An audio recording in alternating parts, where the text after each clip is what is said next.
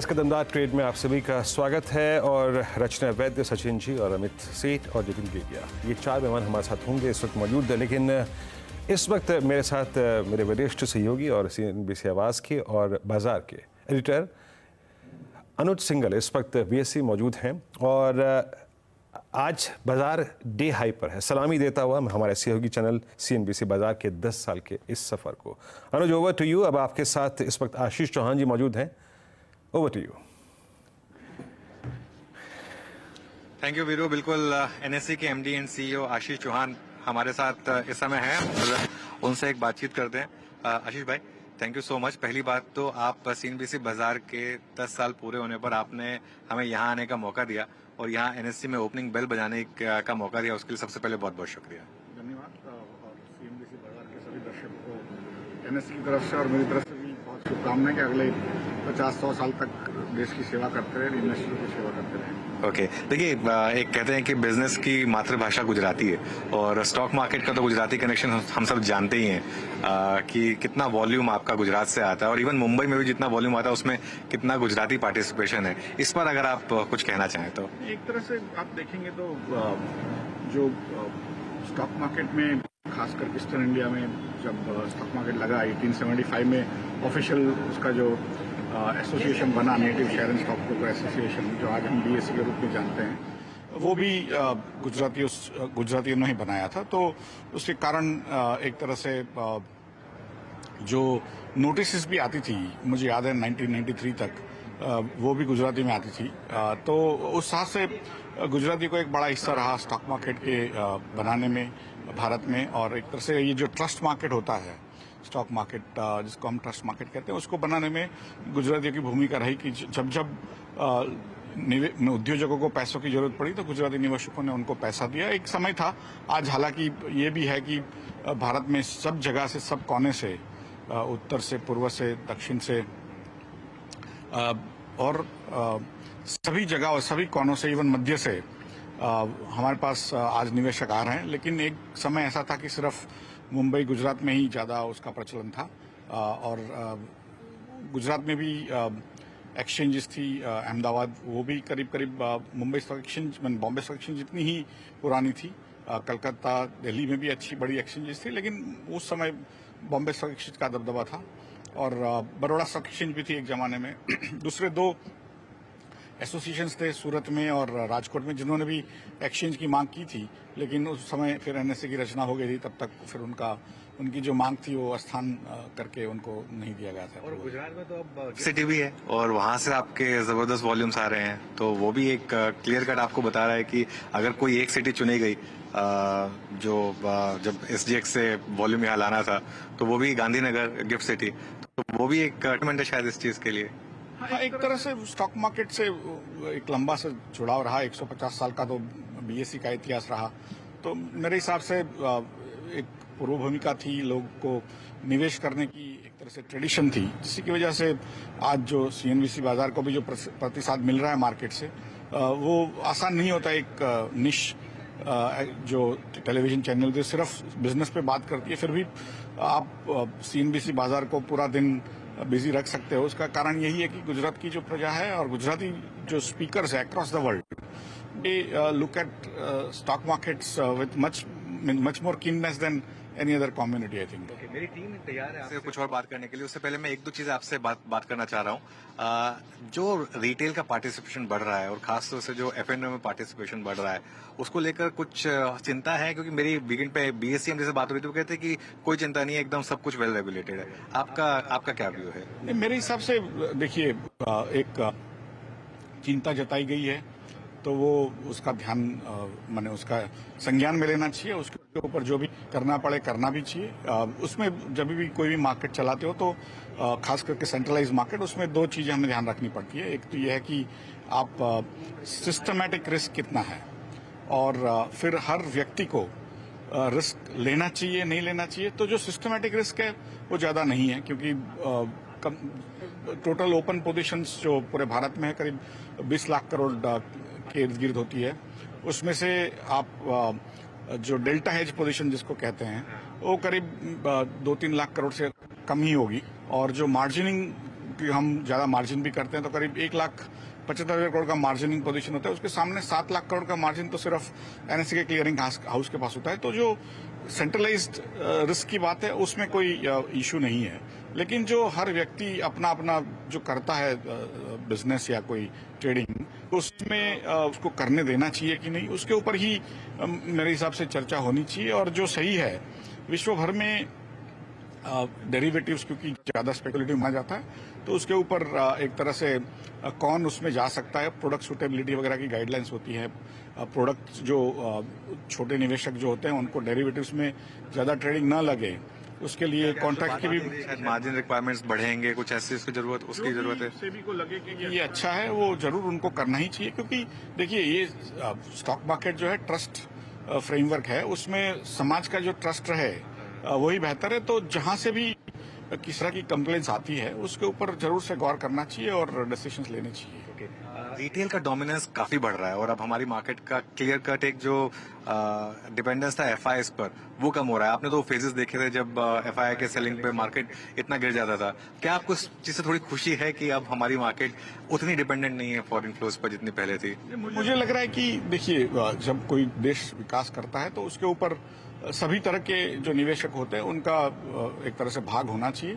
और हमारे रिटेल निवेशक आज बढ़ चढ़ के हिस्सा ले हैं। पहले भारत के जो रिटेल निवेशक थे लैंड में या गोल्ड वगैरह में निवेश करते थे, आज वो स्टॉक मार्केट में निवेश करने के लिए उतने तत्पर है। और वो एक तरह से उनका, हमारे जो निवेशक है, हमारे जो लोग, भारत की जो प्रजा है, उसका हमारे उद्योजक पे कितना भरोसा है कि वो उनको उनके लिए धन कमा के देंगे, तो बहुत बड़ा एक लीप ऑफ फेथ बन जाता है, जिसके लिए मुझे बहुत खुशी है। मैंने कई बार जाहिर भी की है कि ये एक अद्भुत चीज है जब लो पर कैपिटा इनकम जैसी कंट्री है हमारी, जिसमें $3,000 से भी पर कैपिटा इनकम लो है, उसके बावजूद, क्योंकि इकोनॉमिक थियोरी कहती है कि जो देश में गरीब लोग रहते हैं वहां पर वो बचत भी कम होती है और दूसरों पे तो भरोसा कम ही रहता है, जबकि हमारे लोग दूसरों पे भरोसा कर रहे हैं, उद्योजक पे भरोसा कर रहे हैं, और जिससे देश भी आगे बढ़ रहा है, धन संपत्ति सर्जन भी हो रहा है। तो मुझे लग रहा है कि एक बहुत बड़ा फेस है।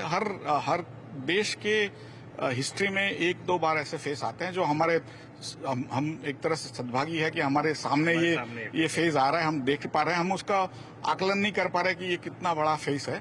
हालांकि मेरा तो ये भी रहेगा कि जो फॉरेन के निवेशक को भी हमने एक तरह से उतना वैल्यू देना चाहिए, उनको उनके लिए जो भी सहायता करनी चाहिए कि जो भारत में आए, हमारे देश के विकास के लिए अपने पैसे निवेश करें और भारत को आगे बढ़ाएं। बिल्कुल, दोनों की जरूरत है। चलिए, सीएनबीसी आवाज पर भी जुड़े रहे आप। हमने इसको कट किया था सीएनबीसी आवाज पर भी, लेकिन आज बात गुजराती की है और आज बात सीएनबीसी बाजार की है। तो मेरी सीएनबीसी बाजार की टीम अब तैयार है आपसे बाकी के सवाल गुजराती में पूछने के लिए।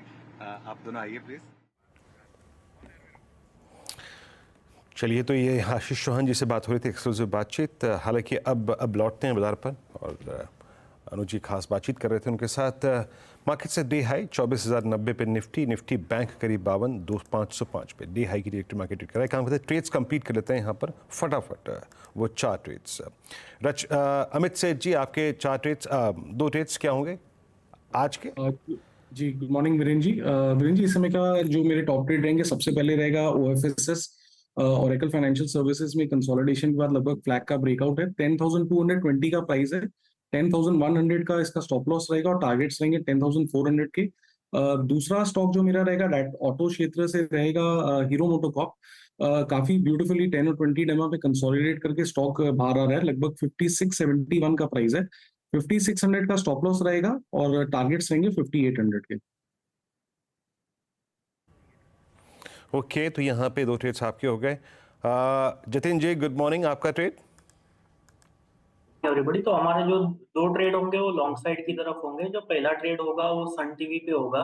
तो सन टीवी हमने देखा है कि डेली चार्ट्स के ऊपर एक सिमेट्रिकल ट्रायंगल पैटर्न फॉर्म हुआ है। हमें ये एक्सपेक्टेशन है कि ये पैटर्न ऊपर की तरफ ब्रेकआउट देगा अगले आज या तो कल के ट्रेडिंग सेशन में। तो लॉन्ग करने की सलाह रहेगी। टारगेट रहेंगे 795 के और स्टॉप लॉस रहेगा 745 का। जो दूसरा ट्रेड होगा वो सिप्ला में होगा। तो सिप्ला में हमने देखा है कि लास्ट 2 हफ्तों से करेक्शन आ रहा है।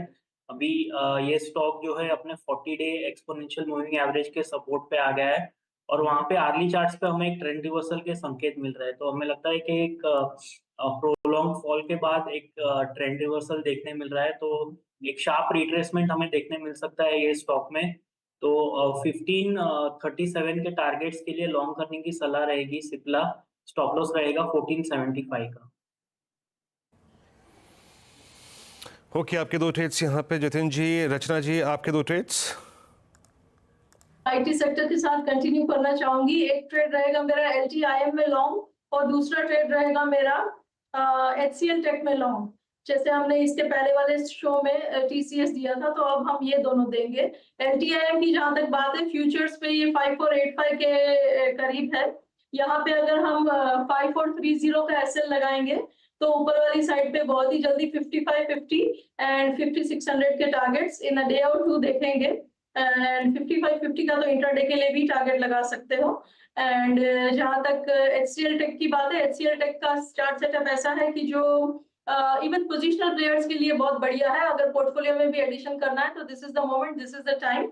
एंड एचसीएल टेक 1463 पे है। यहाँ पे अगर 1450 का क्लोजिंग बेसिस पे एसएल लगाया जाए तो ये काउंटर बहुत ही जल्दी 1500 को क्रॉस करते हुए हमें नजर आना चाहिए।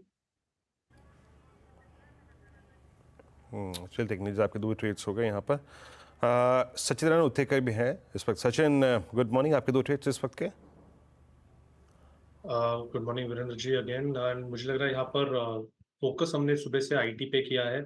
Emphasis, Birlasoft, OFSS, LTTS and मुझे लग रहा है अभी यहाँ पर टीसीएस को जरूर अपने ध्यान में रखें। इनफैक्ट पोजिशनली मुझे लग रहा है ये रैली 4140 तक एक्सटेंड होनी चाहिए, तो थोड़ा सा लंबा नजरिया रखें।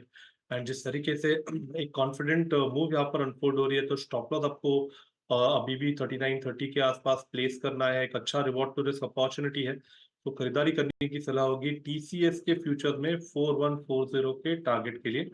एंड जो सेकंड स्टॉक मेरे रेडार पे आया है वो है आईएक्स का। काफी रेयर ऑब्जर्वेशन है, यहाँ पर एक ब्रॉडनिंग फॉर्मेशन से एक ब्रेकआउट हो रहा है। एंड प्लस जिस तरीके से एडिशंस है, तो मुझे लग रहा है इमीडिएट बेसिस पे 205 के आसपास का एक स्विंग बनना चाहिए 1 से 2 दिनों में। तो यहाँ पर खरीदारी करने की सलाह होगी। मोमेंटम भी चेस किया जा सकता है 182 के स्टॉप लॉस के साथ। ओके, तो यहाँ पे थोड़े ट्रेड्स तो पूरे हो गए। अब एक काम करते हैं, थोड़ा इन्वेस्टमेंट पे और कुछ ट्रिगर से बातचीत करते हैं। और इस खास बातचीत में हमारे साथ श्री नीलेश शाह, कोटे एएमसी के एमडी एंड सीईओ मौजूद हैं इस वक्त। नीलेश भाई नमस्कार, गुड मॉर्निंग, कार्यक्रम में स्वागत है। अच्छा, पहले आपको बता दूं, मैं यहाँ पे अभी कुछ दिनों पहले ही वित्त मंत्री के साथ जो प्री बजट मीटिंग्स थी उसमें नीलेश जी उपस्थित थे। थोड़ा सा उस बैठक में क्या हुआ, चिंता क्या थी, किन किन मुद्दों पर बातचीत हुई, सब पे करेंगे बातचीत। लेकिन नीलेश जी, सबसे पहले ये जो 2 दिन पहले भारत को T20 वर्ल्ड कप में जीत मिली है, उसकी आपको भी बहुत बहुत शुभकामनाएं। ये जीत अद्भुत थी, इसको कई साल तक चेज़ किया, कितने खिलाड़ियों ने चेज़ किया। नवंबर में एक मायूसी हाथ लगी थी, उसके बाद ये फाइनली खुशी मिली। बड़ी इंटरेस्टिंग चीज़ थी, जीत हुई और उसके बाद एग्जैक्टली मात्र 20 मिनटों के अंदर 3 खिलाड़ियों ने, जिनके ज़रिए हम इस T20 का कप हासिल कर रहे थे, अलविदा भी कह दिया इस फॉर्म ऑफ क्रिकेट को। ये जीत आपके अनुसार कैसी थी और क्या सीख देती है, और स्पेशली ये 3 खिलाड़ियों ने जो संन्यास लिया? वीरेंद्र भाई, क्रिकेट की मैच में जब वर्ल्ड कप जीते तो बहुत ही अच्छा लगता है।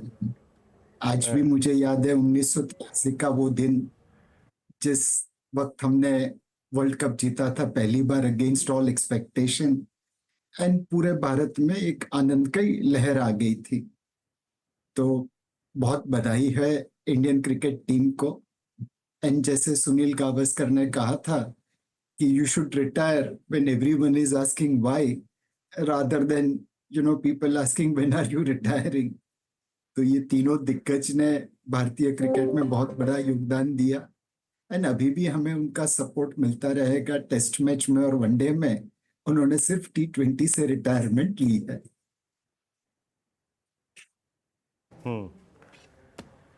ओके जी हाँ।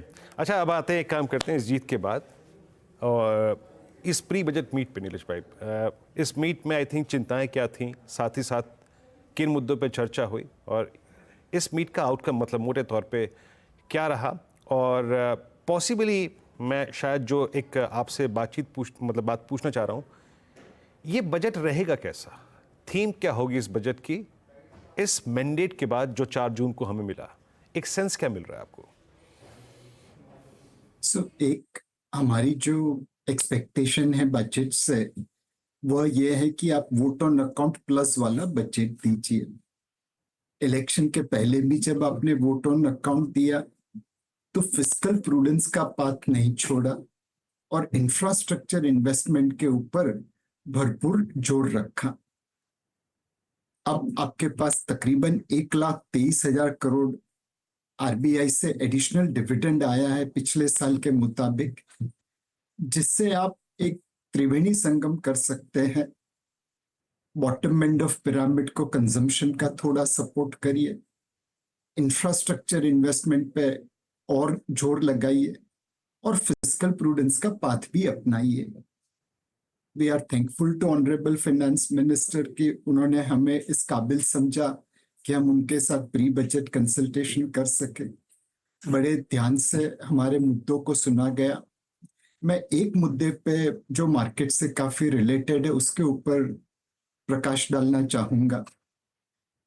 वीरेंद्र भाई, आज अगर हम म्यूचुअल फंड में देखें, स्टॉक मार्केट में देखें, तो बहुत सारे निवेशकों ने अपनी आर्थिक सुरक्षितता प्राप्त कर ली है, बट जब भी इनके बाहर देखे तो लोगों का सेविंग्स एलोकेशन आज भी उतना अच्छा नहीं है जितना होना चाहिए।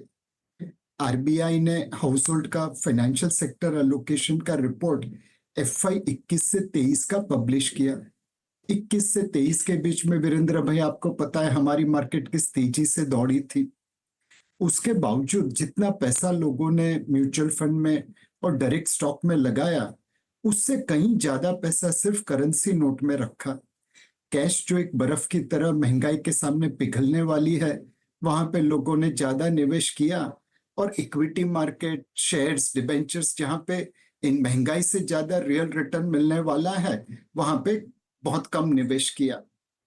तो हमने फाइनेंस मिनिस्टर से यही गुजारिश की कि सेबी के डायरेक्शन में, सेबी की निगहबानी में हम म्यूचुअल फंड सही है कि कैंपेन चलाते हैं, लोगों में फाइनेंशियल अवेयरनेस पैदा करने की कोशिश करते हैं।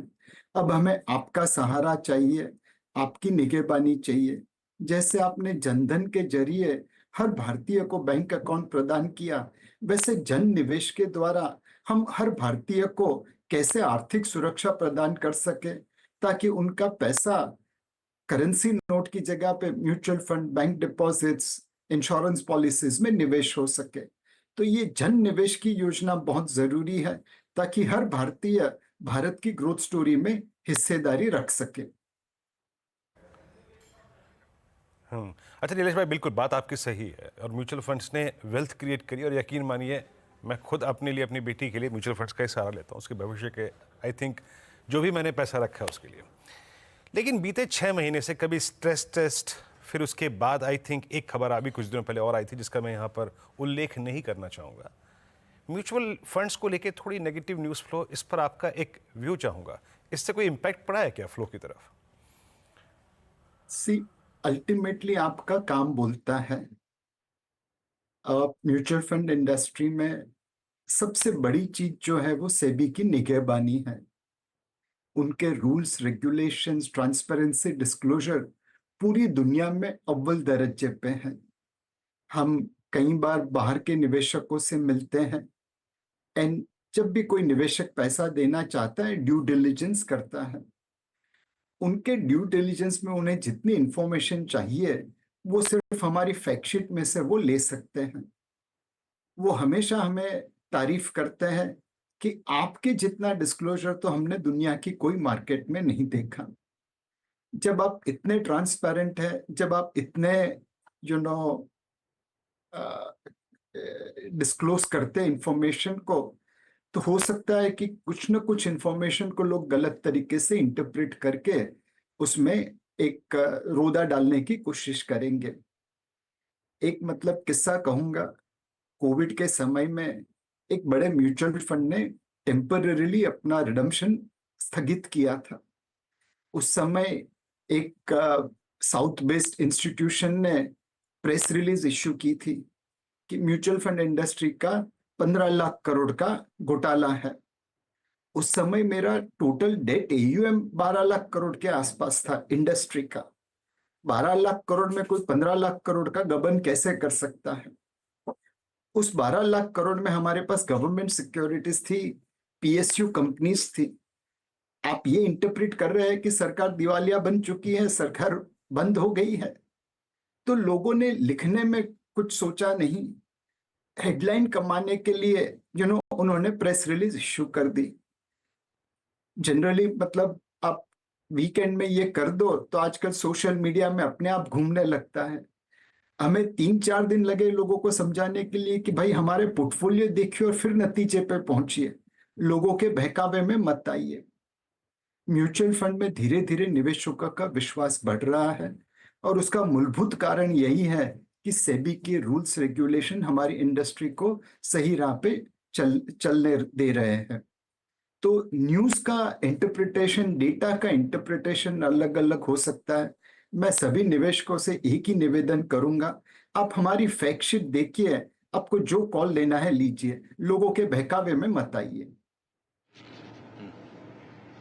ओके नीलेश भाई, मैं अनुज अब ज्वाइन कर रहा हूँ आपको थोड़ा लेट। मैं यहाँ NSE आया हुआ था, हमारे गुजराती चैनल CNBC बाजार की 10वीं सालगिरह थी। तो पहले तो आपको भी इस जन्मदिन की बहुत बहुत बधाई। आप भी इस चैनल का हिस्सा रहे हैं और यहाँ पर आके मैंने बेल रिंगिंग की। मैं सोचा एक बार आपसे भी बात कर ली जाए कि गुजराती चैनल के 10 साल पूरे हुए, आप कुछ कहना चाहेंगे इस पर? हाँ अनुज भाई, एक मतलब बात कह सकते हैं कि स्टॉक मार्केट की भाषा गुजराती है।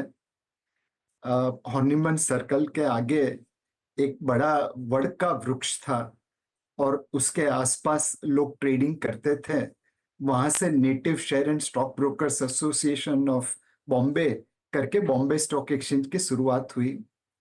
अनुज भाई 2 मिनट चाहूंगा आपसे एक बड़ी अच्छी बात करने के लिए। आपको पता है पाव भाजी मुंबई में बहुत स्पेशल है, गली गली घर घर में लोग पाव भाजी खाते हैं। उसकी ओरिजिन स्टॉक मार्केट से जुड़ी हुई है।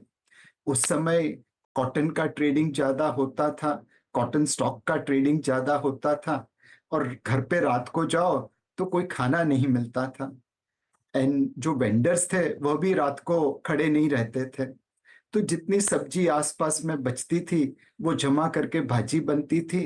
रोटी बनाने का तो समय नहीं था, इसलिए वो पाव खाते थे और स्टॉक मार्केट के जरिए पूरे मुंबई को और इंडिया को पाव भाजी मिली। तो ऐसी बहुत सारी बातें हैं स्टॉक मार्केट से जुड़ी हुई और उसमें गुजराती भाषा का योगदान काफी बड़ा है। बहुत गर्व होता है जब CNBC बाजार ने आज 10 साल कंप्लीट किए, लोगों को ट्रेडर से इन्वेस्टर बनाने के लिए प्रोत्साहित किया, फाइनेंशियल अवेयरनेस किया। और मैं वीरेंद्र भाई से यही बात कर रहा था कि म्यूचुअल फंड्स में लोगों ने काफी पैसे बनाए हैं, आर्थिक सुरक्षितता प्राप्त की है, लेकिन आज भी बहुत सारे लोग हैं जो म्यूचुअल फंड से जुड़े नहीं हैं। तो हमने प्री बजट कंसल्टेशन में ऑनरेबल फाइनेंस मिनिस्टर से यही गुजारिश की कि हम लोग अपनी तरफ से अंधेरे में दिया जलाने का प्रयत्न करते हैं। सेबी की निगहबानी में म्यूचुअल फंड सही है, इन्वेस्टर अवेयरनेस प्रोग्राम चलाते हैं, बट जनधन की तरह एक जन निवेश योजना करते हैं, सब लोग मिलके काम करते हैं और ये जो अंधकार है फाइनेंशियल अवेयरनेस का, फाइनेंशियल इन्वेस्टमेंट का, उसे दूर करने का प्रयत्न करते हैं। बिल्कुल, बहुत सही बात कही नीलेश भाई आपने। अच्छा, अब थोड़ी सी मार्केट की बात कर लेते हैं। अभी भी नीलेश भाई मिड कैप और स्मॉल कैप के वैल्यूएशंस कम होने को तैयार ही नहीं है। मतलब क्या यहाँ पर ये जो बेहिसाब पैसा चेज कर रहा है इक्विटीज को, एक तरीके से तो खैर ये आपको बता रहा है कि देश में कितना बड़ा इक्विटी कल्ट है, लेकिन क्या रिस्क और बढ़ते जा रहे हैं मिड और स्मॉल कैप में नीलेश भाई? आज भी मिड कैप इंडेक्स नया ऑल टाइम हाई लगाया। अनुज भाई मेरे हिसाब से पूरी मार्केट की जगह पे हमें नाउ बॉटम अप देखना पड़ेगा। कुछ मिड कैप्स में वाकई एक्सपेंस वैल्यूएशन बहुत महंगा लगता है एंड हमारी समझ के परे है कि ये मिड कैप्स या स्मॉल कैप्स इस वैल्यूएशन पे क्यों ट्रेड कर रहे हैं। कहीं पे कॉन्सेंट्रेटेड होल्डिंग है, कहीं पे बहुत ज्यादा एक्सपेक्टेशन है फ्यूचर के बारे में, कहीं पे लो फ्लोटिंग स्टॉक का या कॉन्सेंट्रेटेड बाइंग का खेल हो रहा है। अगर आप उन क्षेत्र को छोड़ दो, उन स्टॉक्स को छोड़ दो, तो ओवरऑल मार्केट उतना महंगा नहीं है जहां से आप कह सके कि अब तो मार्केट को गिरना ही है। मार्केट ऑल टाइम हाई पे है, बट अर्निंग्स भी ऑल टाइम हाई पे है। निफ्टी 50 की अर्निंग अगले साल 1300 से 1325 रुपए के आसपास आ जाएगी। इसके हिसाब से हमारी मार्केट का पी रेशो 18, 18.5, 19 का है। तो वो उतना महंगा भी नहीं दिखता कि आप मार्केट को शॉर्ट करने की सोचे या मार्केट से निकल जाने की सोचे। हाँ, निवेशकों से यही निवेदन रहेगा कि पिछले 2 साल से जितना रिटर्न आया है उतने की आगे उम्मीद मत रखिए। तब थोड़ी सस्ती मार्केट थी, अब फेयर वैल्यू के आसपास मार्केट है, तो रिटर्न एक्सपेक्टेशन मॉडरेट कर दीजिए, थोड़ी अवधि लंबी कर दीजिए। पिछले 6-12 महीने में तो जो लिया आज वो कल बढ़ गया, शायद ऐसा समय आगे नहीं रहेगा। एंड स्पेशली जहां पे वैल्यूएशन बहुत महंगा है, लो फ्लोटिंग स्टॉक की वजह से, कॉन्सेंट्रेटेड बाइंग की वजह से, या बहुत एक्सपेक्टेशन है फ्यूचर के बारे में, वहां पे सावधानी बरतिए। धीरे धीरे धीरे करके वहां से प्रॉफिट बुक कर सकते हैं। नीरज भाई, अभी अर्निंग सीजन शुरू होने वाला है, कोई खास पॉकेट है जिस पर आपकी नजर रहेगी, जहां आपको लग रहा है कि शायद वाओ अर्निंग्स आ सकती है मार्केट में? अनुज भाई, इस बार मतलब मार्केट ने ज्यादातर करके सब डिस्काउंट कर लिया है। अगर प्राइवेट बैंक्स के निम्स अगर बैंकिंग सेक्टर में निम्स थोड़े कम होंगे तो वो मार्केट ने डिस्काउंट कर लिया है। कंज्यूमर ड्यूरेबल, स्पेशली जो गर्मी से लड़ रहे थे, वहां पे रिकॉर्ड सेल्स हुई है तो प्रॉफिट बढ़ेगा, वह भी डिस्काउंट हो चुका है। मेरे हिसाब से इस बार इस रिजल्ट में एक्सपेक्टेशन के सामने क्या डिलीवरी होती है वह वाव फैक्टर बनाएगा। अगर आपने 100 रुपए की एक्सपेक्टेशन के सामने 102 रुपए की अर्निंग कर दी तो वो बहुत अच्छी गिनी जाएगी, और 99 रुपए की कर दी तो शायद वो उम्मीद से कम होने के लिए गिर जाएगी। तो एक्सपेक्टेशन क्या बिल्ट हुई है और उसके सामने क्या नतीजे आते हैं, उसके ऊपर मार्केट का दारोमदार रहेगा। 2 सेक्टर ऐसे हैं जहां पे लोग फ्यूचर कमेंटरी के बारे में बहुत ज्यादा ध्यान देंगे रिजल्ट से। एक है आईटी सेक्टर, नतीजे कैसे भी आए लोग ये उम्मीद रखेंगे कि भाई आप आगे के बारे में क्या गाइडेंस देते हो, क्या आपको वॉल्यूम ग्रोथ दिखता है, क्या आपने रिक्रूटमेंट चालू की, क्या जितने अपॉइंटमेंट लेटर आपने दिए हैं उतने बच्चे आपके कैंपस पे आ गए हैं, and most importantly artificial intelligence के जमाने में आप उसे कैसे एडॉप्ट कर रहे हैं। दूसरा सेक्टर है केमिकल सेक्टर, वहां पे लोग कंपनीज ने कैसे कॉस्ट कंट्रोल किए और कैसे चाइनीज डंपिंग के सामने जूझ रहे हैं, उसके ऊपर फोकस रहेगा। तो इस बार नतीजे ज्यादातर प्राइस हो चुके हैं, तो एक्सपेक्टेशन से जो अच्छा डिलीवर करेगा उसके स्टॉक चलते रहेंगे। नीलेश भाई, बहुत बहुत शुक्रिया आज हमारे साथ जुड़ने के लिए इस खास दिन पर और हमसे बात करने के लिए। Thank you so much. Veeru, back to you. Thank you Anuj इस डिस्कशन में शामिल होने के लिए। और एनएससी से आप अनुज को देख रहे थे। आज सीएनबीसी बाजार की ओपनिंग बेल और मार्केट्स अभी भी अगर आप देखें डे हाई की ट्री के आसपास 24,078, लेकिन आज का अगर कोई इंडेक्स ऑफ द डे है तो वो है निफ्टी आईटी। और अब निफ्टी आईटी आपकी स्क्रीन पे ऑलमोस्ट 500 अंक ऊपर, 450, अभी 500 हो चुका था, 1.25% ऊपर। तो पूरी ऊर्जा निफ्टी के लिए अगर कहीं से आ रही है तो वह है निफ्टी आईटी। और निफ्टी बैंक जो पुल बैक दे रहा है करीब 100 अंकों का, थैंक्स टू एचडीएफसी बैंक। अब एक काम करते हैं, अगर आपके कुछ प्रश्न हैं उनके उत्तर जुटाने के लिए हमारे साथ नीरज जी जुड़ चुके हैं। Neeraj ji, over to you. और आपको हम निफ्टी आईटी के सहारे जो निफ्टी की स्ट्रेंथ है करीब 67 अंकों की, वो सौंपे जा रहे हैं। देंगे क्लोजिंग तक? जी हाँ, बिल्कुल बिल्कुल। और बढ़िया मजबूती के साथ पूरा मार्केट काम कर रहा है। इसमें मिड कैप और स्मॉल कैप में भी सबसे ज़्यादा तेज़ी है इस वक्त। चलिए, बहुत सारे आपके सवाल होंगे और उन सब पे बातचीत करेंगे और एक खास मेहमान से बातचीत करेंगे थोड़ा सा इंतजार के बाद, लेकिन सबसे पहले हेडलाइंस।